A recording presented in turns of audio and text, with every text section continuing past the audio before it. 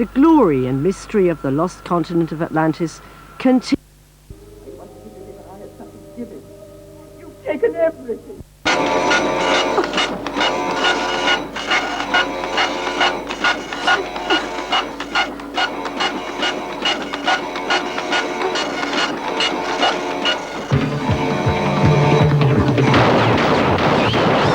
Have been voting on proposals which could force the former Prime Minister, Silvio Berlusconi, to dismantle his media empire and so reduce his political influence. Polls have just closed on 12 measures that would curb advertising and limit private ownership of television networks to one station per company. Mr. Berlusconi controls 3. 12 questions, 12 colours. It took on average half an hour to vote. Only 4 of the referendums have received any attention. If approved, they would deprive the former Prime Minister Silvio Berlusconi of 2 of his 3 television channels. Although his name isn't on the ballot paper, it's been a make-or-break campaign for the media tycoon, and he's been canvassing no votes in the way he knows best, by appealing to the hearts rather than the minds of the electorate. Last Friday he staged a special cabaret. It was televised on the very channels that his opponents want him to sell. Berlusconi's news programmes have portrayed the referendums as a vote of confidence in the tycoon. Basta. His favourite anchorman was even moved to switch off the lights on primetime news, saying he'd had enough of the communist-inspired propaganda against his boss. Television means power, and every one of these antennas represents another Italian voter. That was the secret of Silvio Berlusconi's political success last year, when he seduced half the Italian electorate with his 3 television channels. The referendums are so confusing that the turnout could be below 50%. In that case, the whole vote is annulled anyway, and Mr. Berlusconi will stay on the air, for now at least. Matt Fry, BBC News, Rome. Now, with news of one of England's greatest rugby victories, but disappointment for Scotland, here's Helen Rollison. England have qualified for the semi-finals of the Rugby World Cup in South Africa after beating the holders Australia in dramatic fashion. Rob Andrews scored a vital last-minute drop goal to clinch the game by just 3 points. The final score, 25-22. It couldn't have been more close, more tense or more dramatic, particularly after Liner's mistake gave England a significant advantage midway through the first half, allowing them to extend a 6-3 lead into something altogether more comfortable at 13-3. England's superior possession had been rewarded, but the dash of Tony Underwood's try was not especially typical of a performance based on Rob Andrews' boot, which kept up its usual high percentages. Immediately after the break, though, Australia then scored a try of their own to put the remainder of this huge game on a knife edge.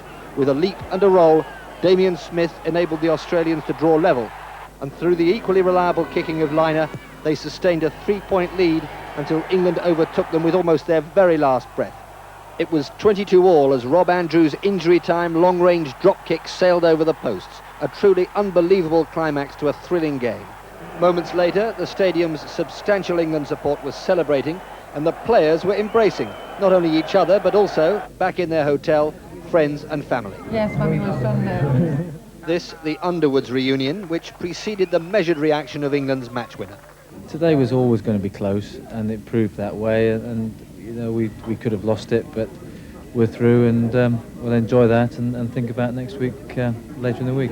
The players were tears in the eyes, and not surprisingly, the players' ladies in the stand were all weeping as well.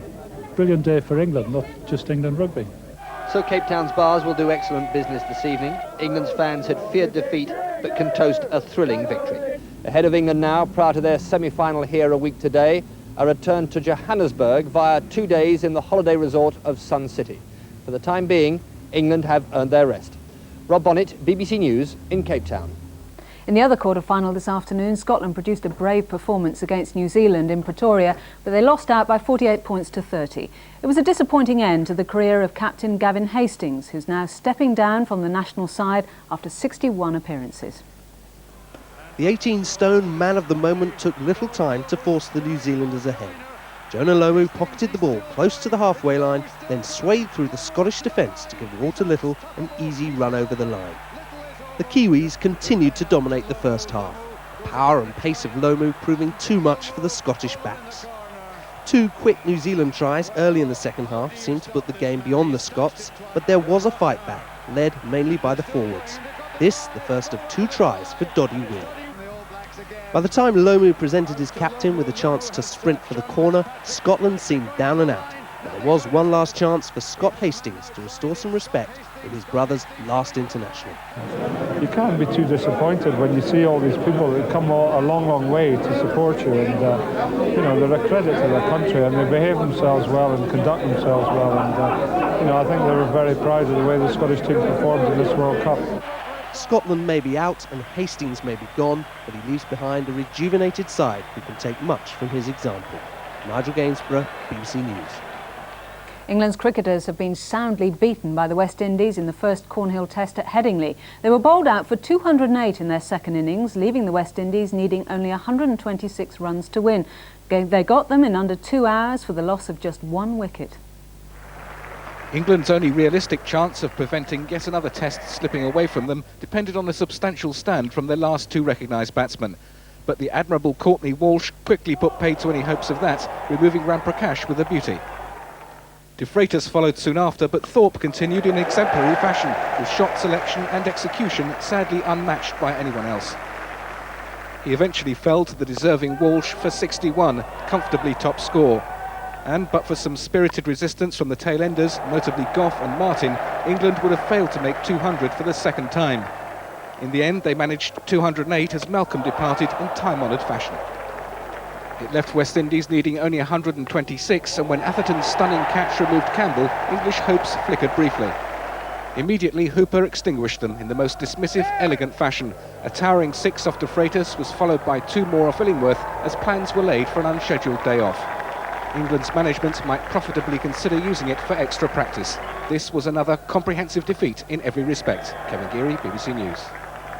Austria's Thomas Muster has won the French Open singles title, his first Grand Slam crown, after beating Michael Chang of America in straight sets, 7-5, 6-2, 6-4. Muster made a shaky start but came back from 4-1 down to win the first set before taking full control of the match. The favourite came into the final having won 6 titles this year on clay, and he crowned a perfect season at Roland Garros. The Frenchman Jean Alesi in a Ferrari has won the Canadian Grand Prix in Montreal, gaining his first Formula 1 victory on his 31st birthday. Britain's Damon Hill in his Williams Renault once again had a disappointing race, retiring on the 51st lap whilst running 3rd. World Championship leader Michael Schumacher, who led for much of the race, also suffered mechanical problems and eventually finished 4th. Alesi took the checkered flag ahead of the Brazilian Rubens Barrichello and Britain's Eddie Irvine in 3rd. The world champions Brazil have won the Umbro Cup after beating England 3-1 at Wembley. The defeat was the first since Terry Venables took over as coach 18 months ago. And Jack Charlton's Republic of Ireland lost 3-1 to Austria in their European Championship qualifying match in Dublin. Mike. That's all from the newsroom tonight. From Helen and me, good night.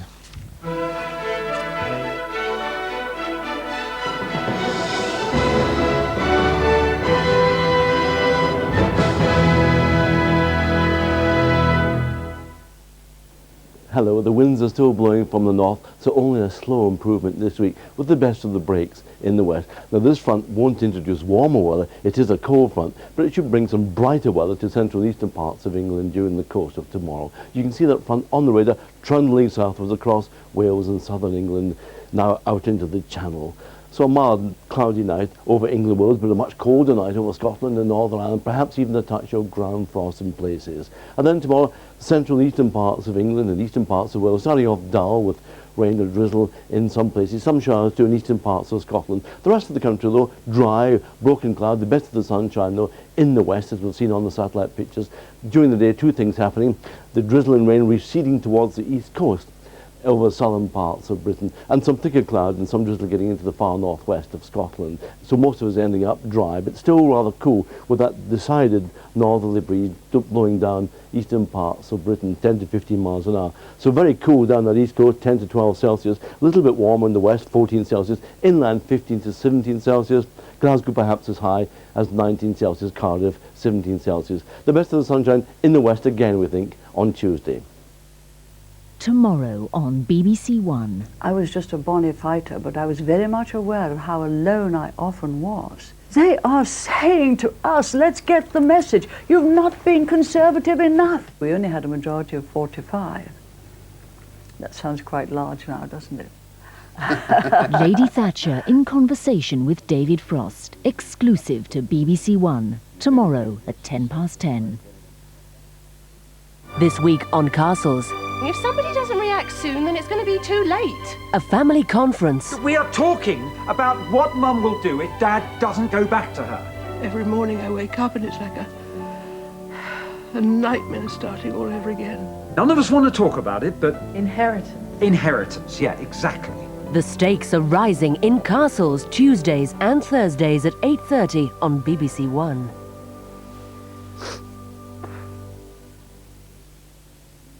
On BBC2 now, family therapy comes to an end with the parents facing the future with a greater understanding of themselves and their two daughters. Here on BBC1 in 50 Minutes, Mastermind, after a play about one who sets the questions. Alan Bates stars in the first part of Alan Plater's comedy thriller about a crossword fanatic who teams up with Sinead Cusack for Oliver's Travels.